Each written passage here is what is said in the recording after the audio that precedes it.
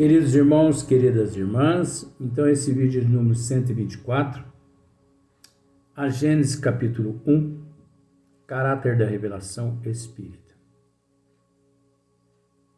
Então nós estamos tratando desse assunto aqui que para muitos, por demais, parece ser assim, muito delicado. Sim, é delicado, porque nós deparamos assim com muitas divergências, muitas controvérsias, mas que a doutrina dos Espíritos nos esclarece perfeitamente. Principalmente se você recorrer o Evangelho segundo o Espiritismo, capítulo 11, e estudar o capítulo todo. Não só a primeira página ali, só o primeiro tema, que você não vai entender, não. Mas compenetre, mergulhe, porque eu costumo dizer assim, eu tenho duas formas de ver a vida. Eu vejo com os olhos da matéria e eu enxergo com os olhos da alma. Então, pode ter certeza de que o que nós estamos transmitindo aqui, eu enxergo com os olhos da alma, porque é o meu eu, o conhecimento que trago de vidas passadas. É os estudos que frequento à noite. É a assistência do professor Eurípides Barçanufo e do Dr. Bezerra de Menezes, de Vó, de Marcílio, que estão todos aqui presentes, que me concede essa oportunidade. Eu confesso que eu não tenho mérito nenhum, mas não sei por que eles me escolheram para isso. Mas negar tudo que digo aqui seria abjurar o nome de Cristo. E eu nunca que abjuro o nome de Cristo. Se você chegar e me disser, Luiz, abjuras o nome do Cristo ou receberás um tiro no peito? Eu abro a camisa e falo, meta bala. Eu não penso duas vezes. Eu não penso em nada. Se você apontar arma no meu peito, aponta. Abjuras tudo o que você acabou de dizer.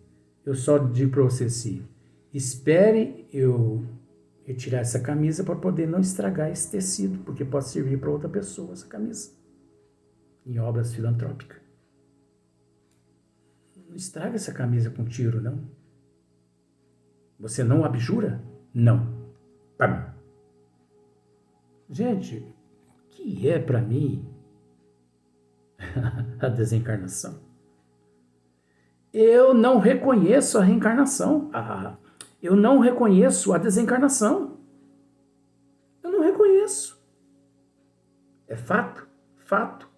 Por isso que eu não reconheço. Ô Luiz, mas você teria que reconhecer. Mas eu vou reconhecer algo que é fato que eu acredito 100%? Por quê?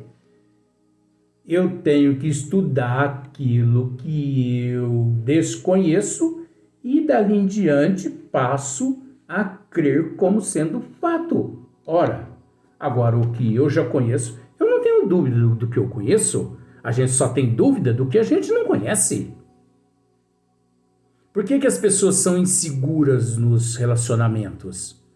Porque eles não se conhecem. Não, eu sou inseguro no meu casamento porque eu não conheço a minha esposa. Eu não conheço o meu marido. Está na contramão. Está na contramão. Porque eu não tenho que confiar nela. Eu não tenho que acreditar nela. Ela é uma persona individual no meu processo coletivo. Eu tenho que acreditar em mim Isso é desígnio de Deus, gente. A forma como as pessoas pensam dessa forma aí é de Dante. Eu confio na minha mulher. Eu confio no meu marido. Por isso, eu nada temo. Isso é lei de Dante. Essas leis te induzem você a acreditar no outro. A lei de Dante é assim. Te induz você a acreditar no outro. Nas castas, nas etnias, nas miscigenações, nas religiões, nas teologias arbitrárias, no Deus implacável. Você te induz você a acreditar no outro. Eu acredito que a minha mulher é fiel a mim. Mas você não deve pensar dessa forma.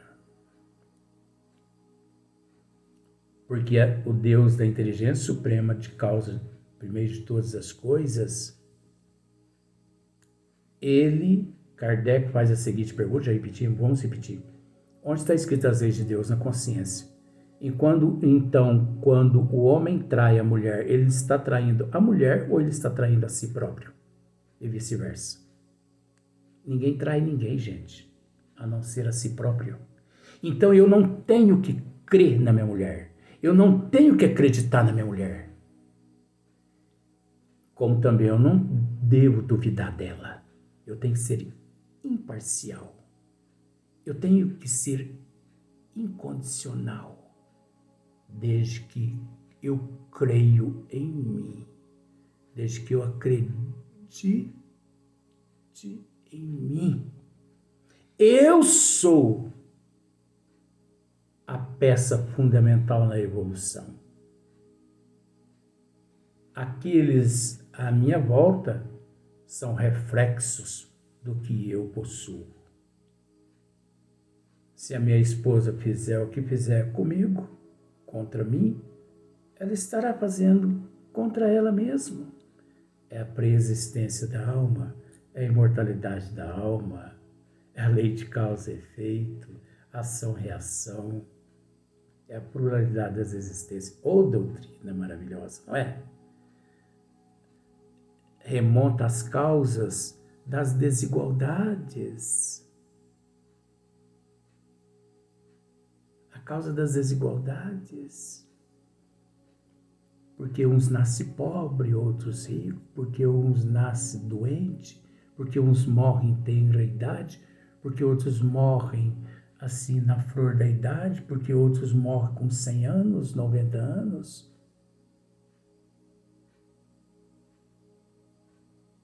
Desígnios das leis de Deus, mas não é Deus que bota em nós, através de um julgamento e de uma punição, um câncer. Não é Deus que condenou aqueles seres nas torres gêmeas do World Trade Center. Deus não os condenou a morrer daquele jeito. Eles mesmos que se condenaram.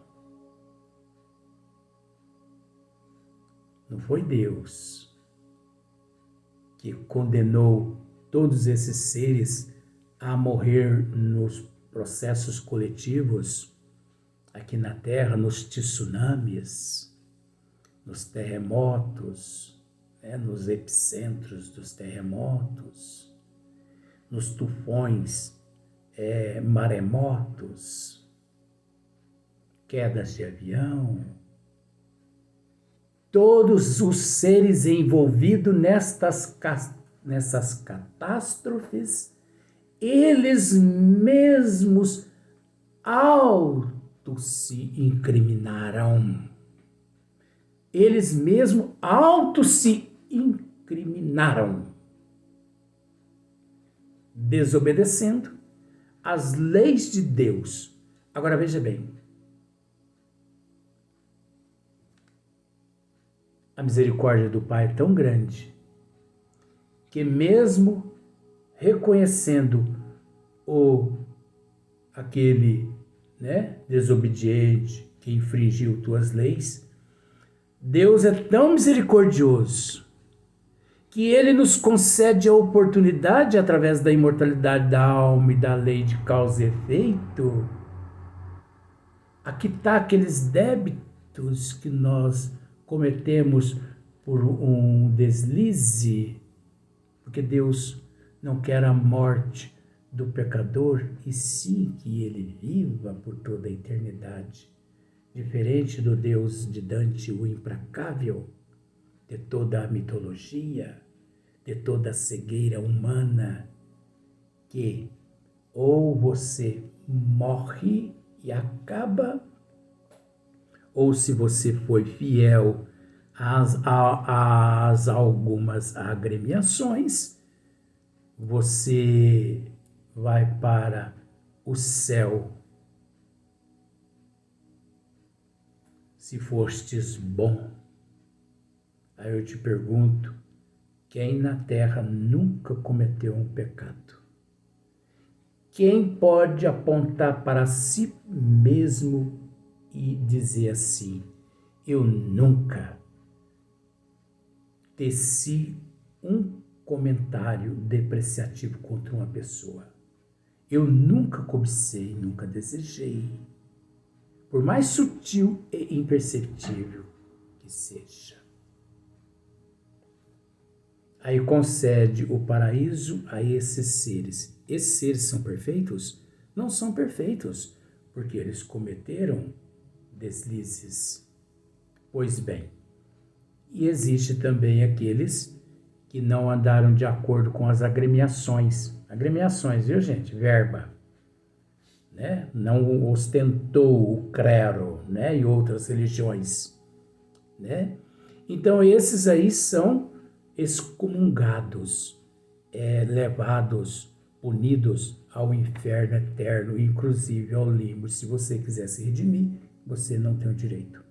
Deus ainda te pisa, esse Deus ainda te pisa na cabeça, te afunda no inferno para você queimar mais ainda. Que Deus implacável é esse do demônio? Um outro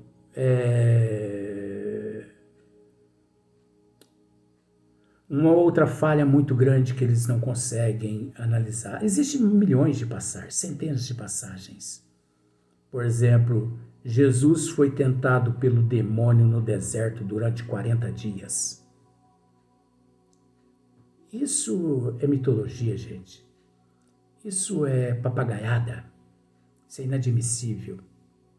Nosso Senhor Jesus Cristo, gente, se as pessoas tivessem conhecimento da grandeza de nosso Senhor Jesus Cristo, lavariam as bocas com soda para pronunciar o nome dele, nosso Senhor Jesus Cristo. Não são todos os seres na terra que detêm o direito de pronunciar esse nome, porque esse nome ele é pesado por demais em matéria de caráter, de moral e de justiça divina, porque esse nome, esse termo é o único que de acordo com os desígnios do Pai se encontra. Mas as pessoas não têm noção do ser nosso Senhor Jesus Cristo, porque se tivessem, mediriam as consequências do que eles analisam nos estudos deles. Porque nosso Senhor Jesus Cristo, ele não só foi aquele que projetou através do fluido cósmico universal, juntamente com os arquitetos siderais, a Terra, deu forma à Terra e todos os teus elementos e tudo que há na Terra, como nosso Senhor Jesus Cristo, ele não é só o guia espiritual da Terra, ele é o guia espiritual da nossa Via Láctea. A nossa Via Láctea, Deus confia, ou melhor, confia. Deus confia, presente, Deus confia a Via Láctea à responsabilidade do Cristo. Agora você sabe o que significa a nossa Via Láctea? Você sabe o que significa a nossa Via Láctea? nós não estamos falando de Terra só não, nós estamos falando agora de Via Láctea. Então, nós precisamos entender, e você pode me dizer assim, Luiz, mas então por que essas controvérsias todas? A vaidade humana, gente. Isso começou bem antes lá de Moisés, deu-se sequência com Moisés, toda essa deturpação, esses equívocos,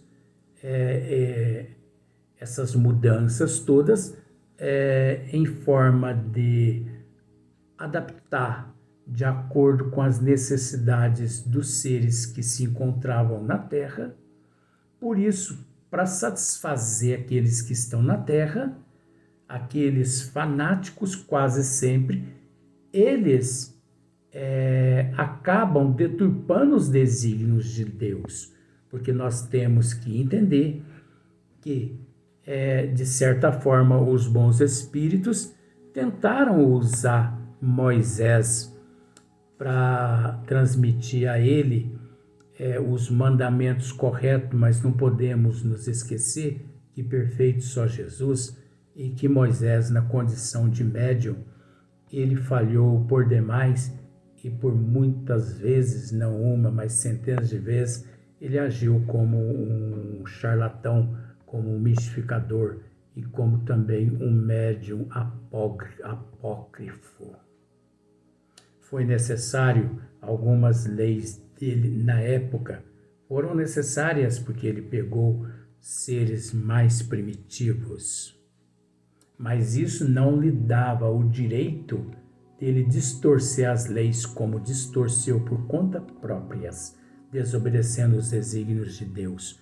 Porque da mesma forma como ele pegou seres pobres em matéria de moral e de intelecto, o Cristo também conviveu com seres do nível pior que na época de Kardec, na época de Moisés, e no entanto o Cristo, ele não se traiu, ele não traiu Deus, ele não traiu os desígnios de Deus, ele não se traiu, manteve-se firme. E quando ele percebeu que a humanidade não o compreenderia, ele falou por parábolas. Porque ele sabia que a humanidade ainda necessitaria de uma nova oportunidade. E essa nova oportunidade, o Consolador por ele prometido, que é a doutrina dos Espíritos, compilada por Allan Kardec, que não deixa de ser o cristianismo redivivo. Por que o cristianismo redivivo? Porque Hipólito Léon Denisard Rivail, na condição de restaurador do cristianismo redivivo, Hipólito Léon Denisard Rivail, ele veio retirar o véu de sobre todas as leis trazidas por nosso Senhor Jesus Cristo, mas que todas as castas, etnias e miscigenações, todas as religiões e teologias e ciências e doutrinas taparam todas as leis de Deus, porque todas as leis de Deus nunca que prestaram para nada a esses seres que acabamos de citar, porque eles sempre visaram a luxúria,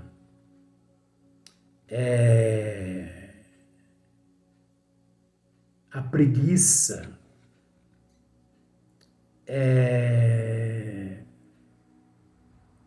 a guloseima, a gula, você entendeu?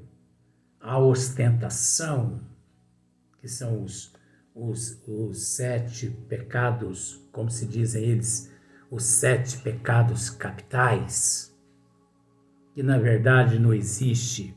Para o espírita verdadeiramente espírita, tanto é que não existe pecado original, como não existe pecado pecados capitais. Não existe.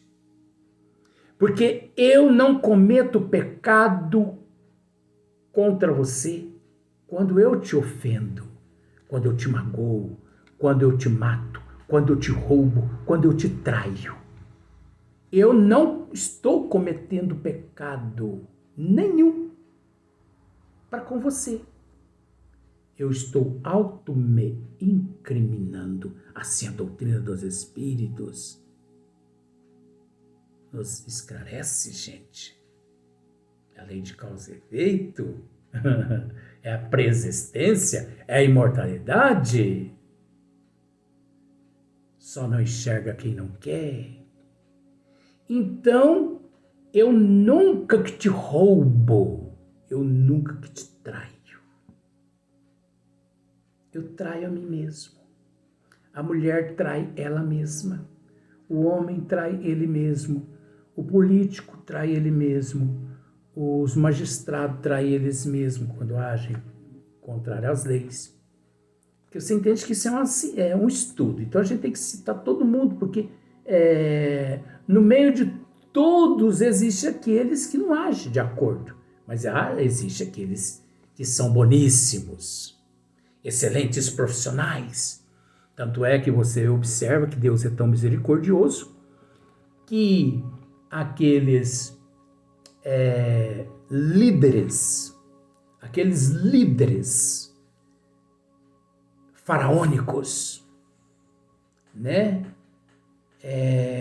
Aqueles caducos que nunca permitiram o progresso avançar. Deus tem permitido que seres novos reencarnem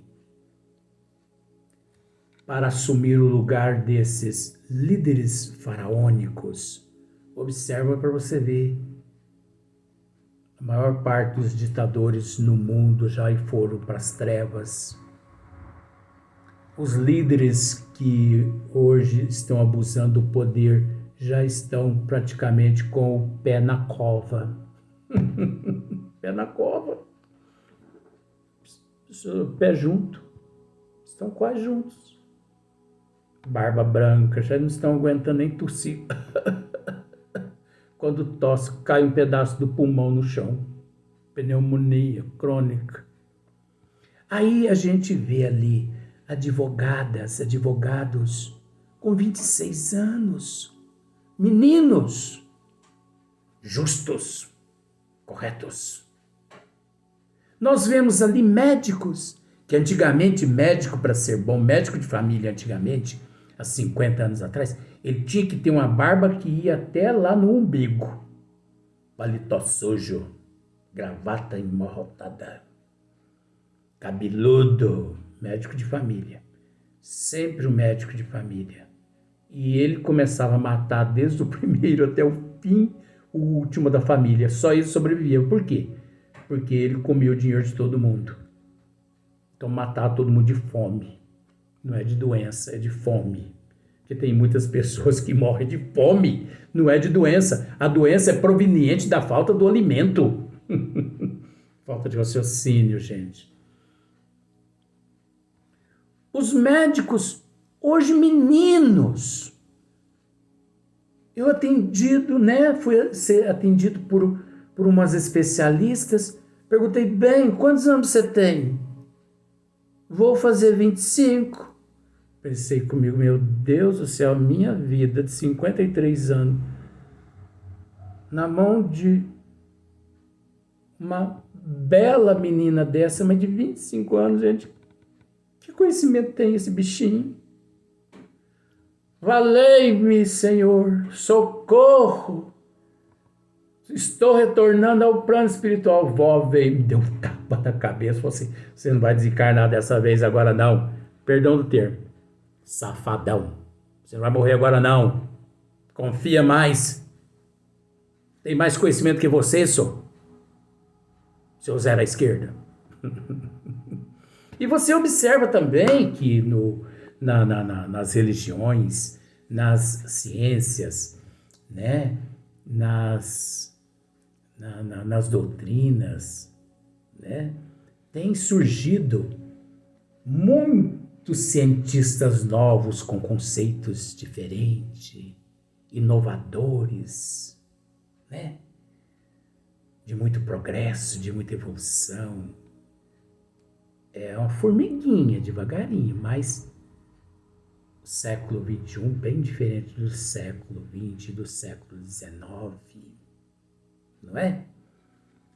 Nós temos, por exemplo, no catolicismo, né, mesmo fazendo parte de uma outra agremiação, mas a gente respeita, um ser nobre, Padre Fábio de Mello, um espírito de luz, o emissário de Jesus na terra, com milhões de ideias diferentes, não aquelas ideias faraônicas, aquelas ideias assim, da teologia arbitrária. Padre Fábio de Mello não é um ser arbitrário. Tudo que ele diz é pautado nos desígnios de Deus. Isso é Deus se fazendo presente, Deus enviando os teus emissários aqui na terra. Deus não desampara ninguém em todas as áreas científicas e teológicas. Vamos para o próximo vídeo, da sequência, mesmo assunto. Esse assunto não acaba agora não.